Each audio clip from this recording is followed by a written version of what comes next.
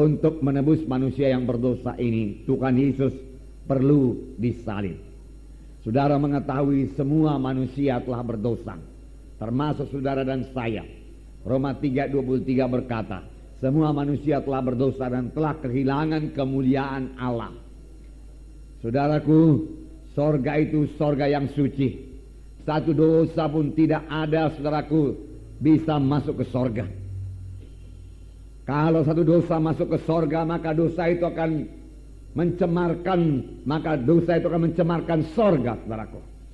Oleh sebab itu, saudaraku, dosa harus diselesaikan lebih dahulu, saudara. Dan siapakah, saudaraku, yang membuat inisiatif untuk menyelesaikan dosa manusia ini? Yesuslah yang menebus manusia. Yesuslah yang mengulurkan tangannya kepada manusia yang berdosa ini. Agama Kristen adalah agama penebusan, saudaraku. Kita selamat karena ditebus, saudara. Bukan karena perbuatan baik kita. Tetapi, saudaraku, kita memang ditebus oleh darah Yesus. Ditebus oleh Yesus sendiri. Mengapa, saudaraku? Karena kasih-Nya kepada manusia yang berdosa ini. Dia tidak suka seorang pun binasa. Wah, luar biasa Tuhan kita itu. Dosa bukan sekedar kelemahan manusia. Dosa bukan sekedar kekurangan manusia. Dosa yaitu melanggar firman Tuhan. Dosa berontak kepada Tuhan. Dan Tuhan itu adil, saudaraku. Oleh karena Tuhan itu adil, Dia harus menghukum dosa. Tidak ada dosa yang bisa dibiarkan masuk sorga. Padahal Tuhan mengendaki manusia ini ke sorga. Bagaimanakah jalan keluarnya, saudaraku? Saudaraku yang kasih dalam nama Yesus, jalan keluar, saudaraku, adalah karunia Allah sendiri, saudaraku. Anugerah Tuhan, saudara. Roma 6:23 berkata, upah dosa itu maut, tapi karunia Allah itu hidup yang kekal. Dengan anugerah itu kamu diselamatkan oleh sebab iman. Itu bukan hasil usahamu. Baik, jangan seorang memegahkan diri. Kita diselamatkan karena karunia Tuhan, karena anugerah Tuhan saja, saudaraku. Sorga diberikan dengan cuma-cuma kepada kita, karena ada yang membayar. Siapakah yang membayar? Yaitu Tuhan Yesus sendiri yang membayar dengan darahnya yang mahal, saudaraku. Nah, itu sebabnya dalam ayat emas, saudaraku, dikatakan Yohanes 3:16, karena demikian Allah mengasihi dunia ini sehingga diberikannya anaknya yang tunggal itu, supaya barang siapa yang percaya kepadanya tidak binasa, melainkan beroleh hidup yang kekal. Nah, saudara, yang diminta daripada kita yaitu percaya kepada Tuhan Yesus, dan kita beroleh hidup yang kekal. Ini janji Tuhan, anugerah Tuhan boleh berlaku bagi kita, saudaraku. Tetapi bagaimanakah Yesus mengangkat dosa kita itu? Saudara, luar biasa sengsara Tuhan Yesus. Pada hari kematian Tuhan Yesus ini, biarlah Roh Kudus menerangkannya kepada kita, saudara. Yesus tahu dia disalib. Bukan Yesus tidak tahu, saudara. 3 kali, saudaraku, dia terangkan mengenai sengsara Tuhan Yesus.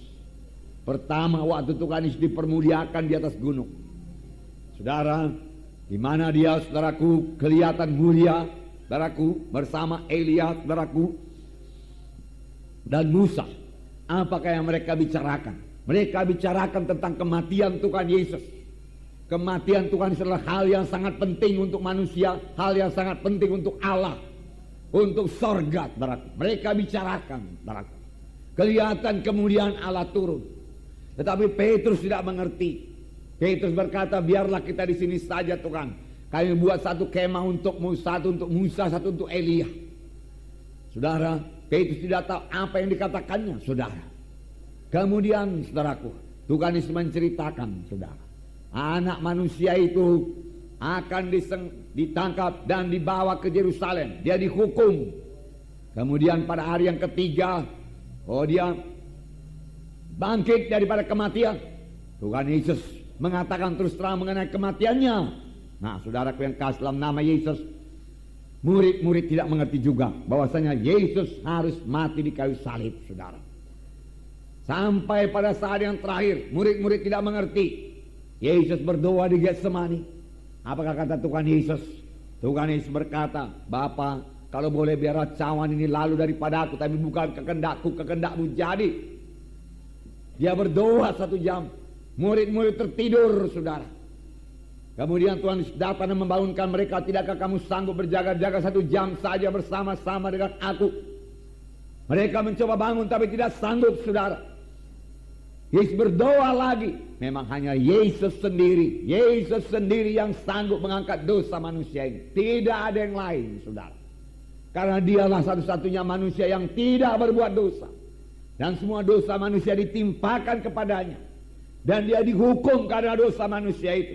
Supaya kita jangan dihukum, saudara. Ini yang kita peringati pada hari ini. Kemudian Tuhan Yesus mengambil cawan itu dan meminumnya, saudaraku, sampai habis. Saudara, disitulah tangan manusia mulai bisa menangkap Tuhan Yesus. Antara imam-imam menangkap Tuhan Yesus. Petrus yang tidak mengerti bahwasanya Yesus harus disalib mengangkat dosa manusia ini, mencabut pedangnya. Dan dia memarang hamba imam besar. Jatuh daun telinganya. Tetapi Tuhan Yesus berkata, Petrus, sarungkan pedangmu. Apa engkau pikir sekarang ini aku tidak bisa memanggil 12 legion tentara malaikat untuk membebaskan kita? Bisa saja Tuhan Yesus memanggil 12 legion tentara malaikat untuk membebaskan. Tetapi dengan demikian, saudaraku, dia tidak jadi mengangkat dosa manusia ini. Tidak jadi. Dia akan ke sorga, tapi semua manusia ke neraka. Yesus tidak mau. Yesus mengasihi manusia. Oleh sebab itu dia rekat telinga itu, saudaraku. Dan kemudian dia mulai ditangkap, saudara. Dibawa kepada pengadilan imam-imam. Engkaukah anak Allah itu? Ya, seperti katamu itu, dia katakan. Alimnya imam berkata, tidak perlu lagi saksi, dia sudah mengakui dia anak Allah. Apakah hukumannya? Salibkan Yesus, salibkan Yesus, salibkan Yesus. Saudara, lalu Yesus dibawa kepada Pilatus. Pilatus memeriksa apakah salahnya Yesus. Tidak ada salah yang terdapat pada Yesus. Memang dia tidak pernah berdosa. Tidak ada dosa terdapat padanya, saudara, tidak ada. Lalu saudara Pilatus menyerahkan kepada Herodes. Dan Herodes olok-olokkan Tuhan Yesus. Herodes minta tanda ajaib mujizat yang satu pun tidak dijawab oleh Tuhan Yesus. Kemudian Tuhan dikembalikan lagi kepada Pilatus. Dan imam-imam besar, ahli Taurat, para orang Yahudi berteriak-teriak, salibkan Yesus, salibkan Yesus. Lalu Pilatus mencari jalan bebaskan Yesus. Karena banyak mimpi-mimpi dari istrinya yang mengatakan jangan berbuat apa-apa terhadap orang benar itu. Sudah begitu banyak mimpi yang kutanggung karena orang benar ini. Tetapi, saudaraku, Pilatus sudah terjepit, saudaraku. Dia tidak dapat berbuat apa-apa lagi. Saudaraku, sedang orang ramai berteriak, kalau engkau tidak membunuh dia, disalib, maka engkau adalah musuh kaisar. Dia katakan. Akhirnya saudaraku, Pilatus, saudaraku, berkata, satu jalan yang terakhir, mudah-mudahan mereka boleh terima. Dia katakan, pada hari ini aku biasa membebaskan seorang yang jahat. Maukah engkau membebaskan Barabas, seorang penyamun, seorang perampok untukmu, ganti Yesus? Dia katakan.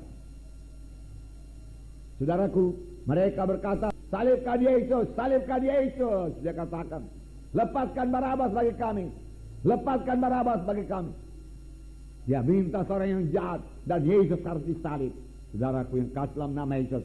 Lalu mulailah Yesus, saudaraku, mengangkat salib dari Yerusalem ke Golgota.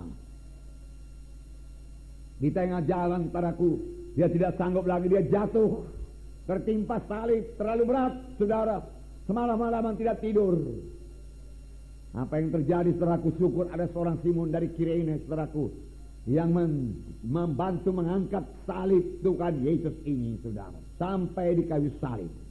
Saudara yang kasih dalam nama Yesus, apa yang terjadi di kayu salib? Tuhan Yesus disalibkan, saudaraku. Tangan dipaku, kaki dipaku, saudara. Dan disitulah dia berteriak, Eloi, Eloi, lama sabatani. Bapa, Bapa, mengapa engkau tinggalkan aku? Terjadi perceraian dengan Bapa karena Yesus mengangkat dosa manusia ini. Yesus telah dijadikan dosa supaya kita jadi kebenaran Allah, saudara. Tidak ada jalan yang lain. Inilah jalan satu-satunya, saudara.